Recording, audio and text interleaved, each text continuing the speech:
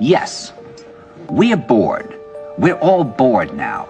But has it ever occurred to you, Wally, that the process that creates this boredom that we see in the world now may very well be a self-perpetuating, unconscious form of brainwashing created by a world totalitarian government based on money, and that all of this is much more dangerous than one thinks, and it's not just a question of individual survival, Wally, but that somebody who's bored is asleep, and somebody who's asleep will not say no?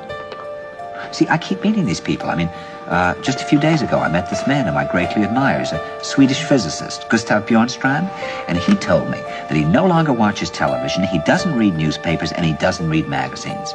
He's completely cut them out of his life because he really does feel that we're living in some kind of Orwellian nightmare now, and that everything that you hear now contributes to turning you into a robot.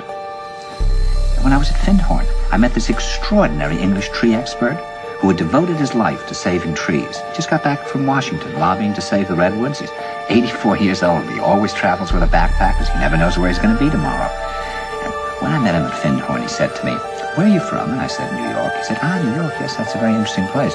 Do you know a lot of New Yorkers of you talking about the fact that they want to leave but never do?" And I said, "Oh, yes." And he said, "Why do you think they don't leave?" I gave him different banal theories. He said, "Oh, I don't think it's that way at all." He said, "I think that New York is the new model for the new concentration camp, where the camp has been built by the inmates themselves, and the inmates are the guards, and they have this pride in this thing they've built. They've built their own prison, and so they exist in a state of schizophrenia, where they are both guards and prisoners, and as a result, they no longer have, having been lobotomized, the capacity to leave the prison they've made, or to even see it as a prison." And then he went into his pocket and he took out a seed for a tree and he said, "This is a pine tree." He put it in my hand and he said, "Escape before it's too late." See, actually for 2 or 3 years now, Chiquita and I have had this very unpleasant feeling that we really should get out. And we really feel like Jews in Germany in the late 30s. Get out of here. Of course, the problem is where to go, because it seems quite obvious that the whole world is going in the same direction.